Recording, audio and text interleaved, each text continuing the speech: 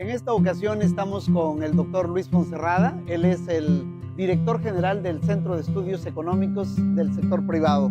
Luis, un placer tenerte entre nosotros. El placer es mío, Samuel. Me da mucho gusto. Gracias, Luis.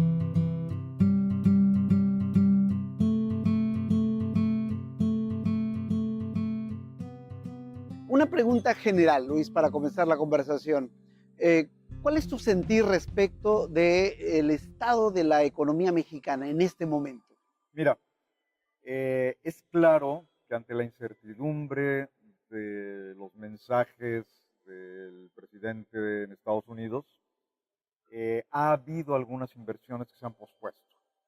Es evidente que algo de inversión extranjera y algo de inversión mexicana. Entonces hay un compás de espera. No creo que se estén cancelando los proyectos. Muchos otros indudablemente dijeron, no, nosotros vamos. Pero sí es cierto que este retraso en la inversión nos reduce la demanda agregada y por lo tanto el crecimiento del país lo va a sufrir. Ahora, ¿qué tanto?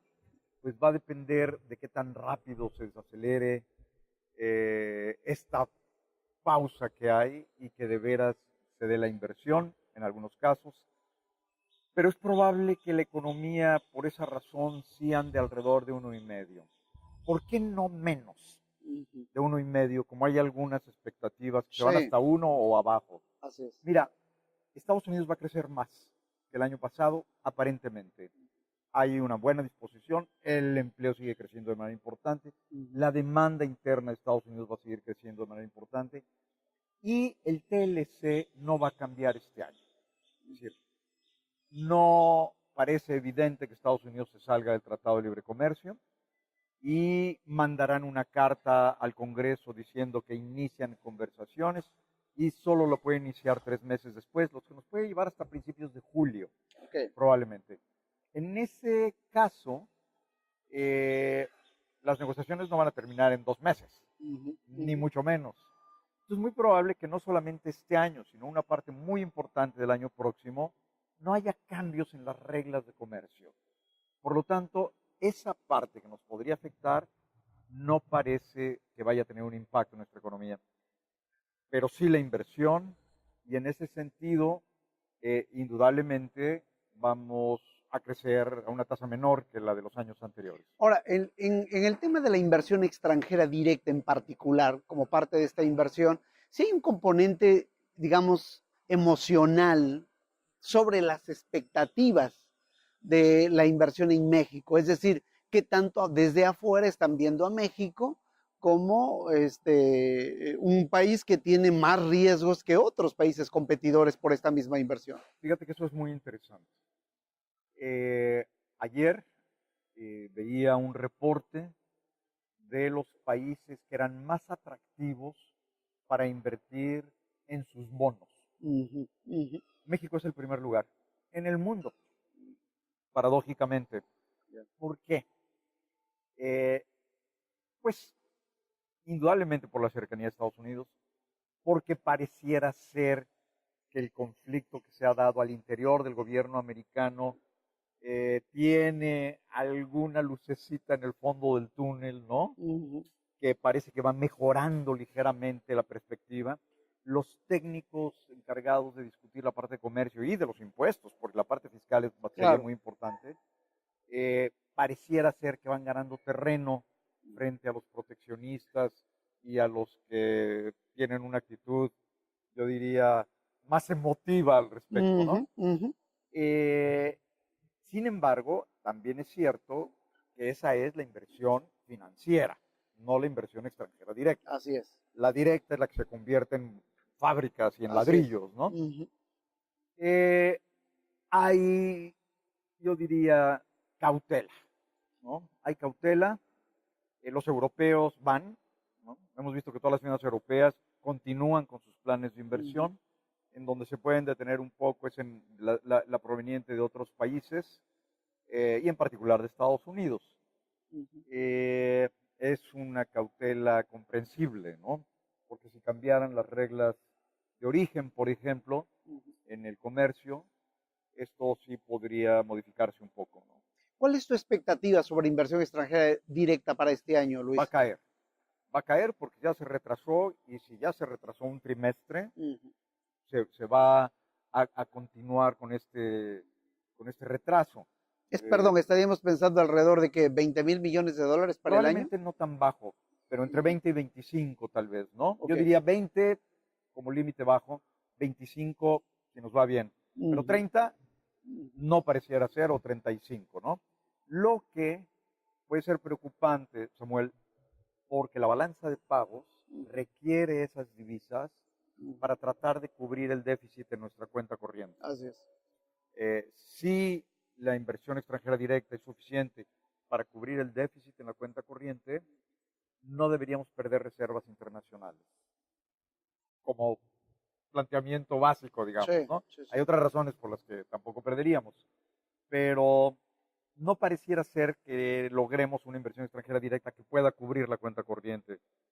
Por lo tanto, dejando todo igual, podríamos perder reservas internacionales.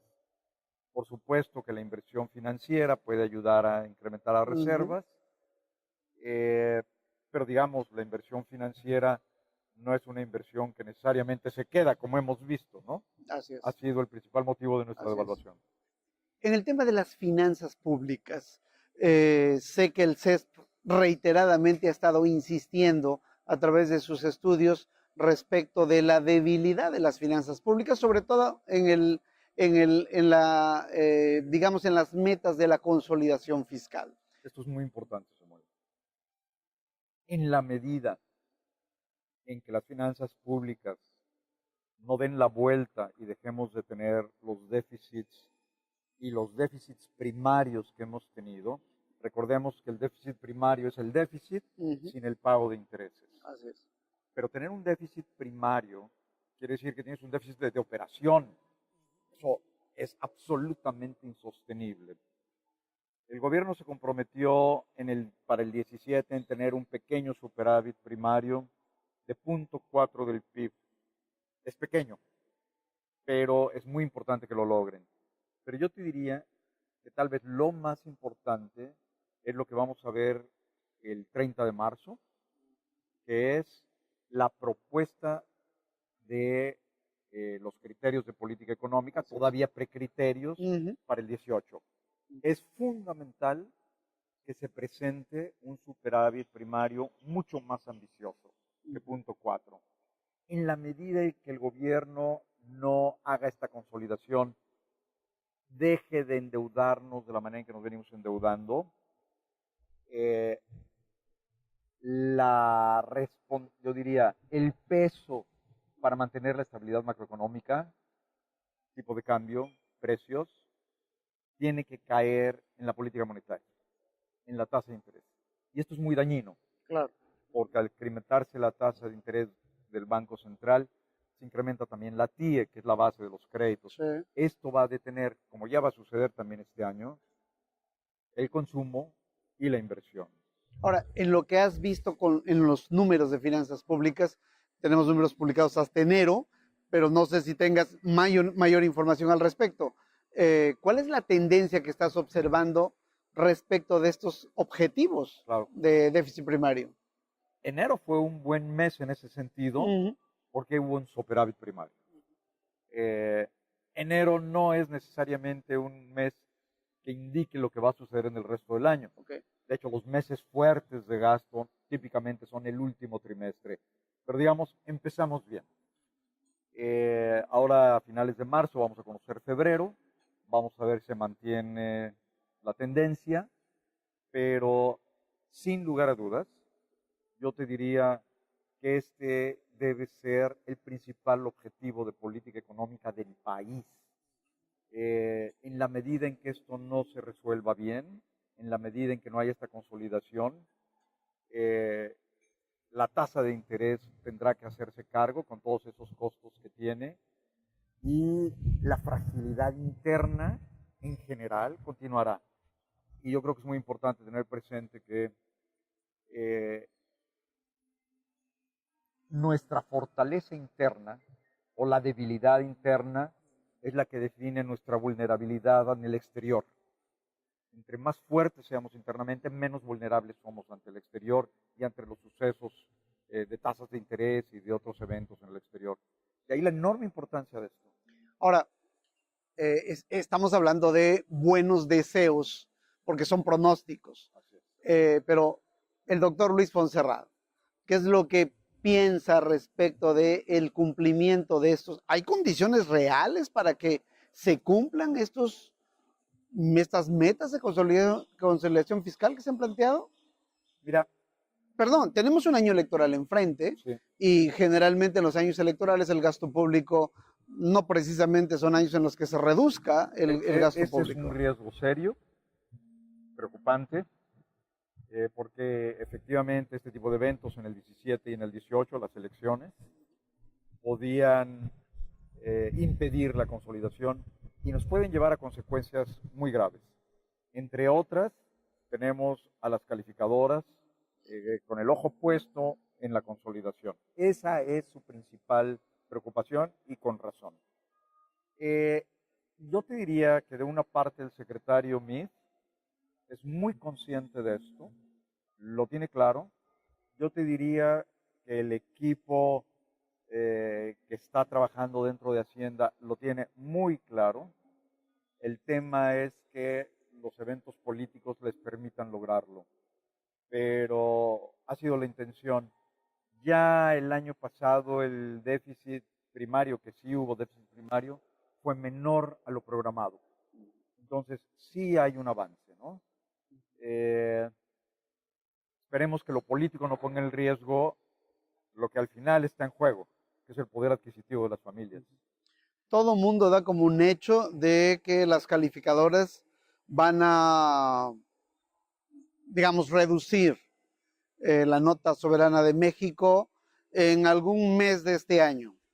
Digamos, esto es un comentario casi generalizado, diría yo, sobre todo los banqueros de inversión, Luis. Claro. ¿Cuál es tu opinión? Creo que no podemos afirmarlo todavía. Yo he estado muy pendiente de esto y he tenido muchas conversaciones con ellos mismos.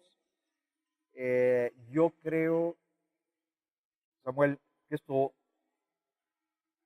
va a determinarlo en buena parte lo que vaya pasando en el año y el planteamiento para el superávit primario del año próximo. Y esto lo vamos a ver el 30 de marzo.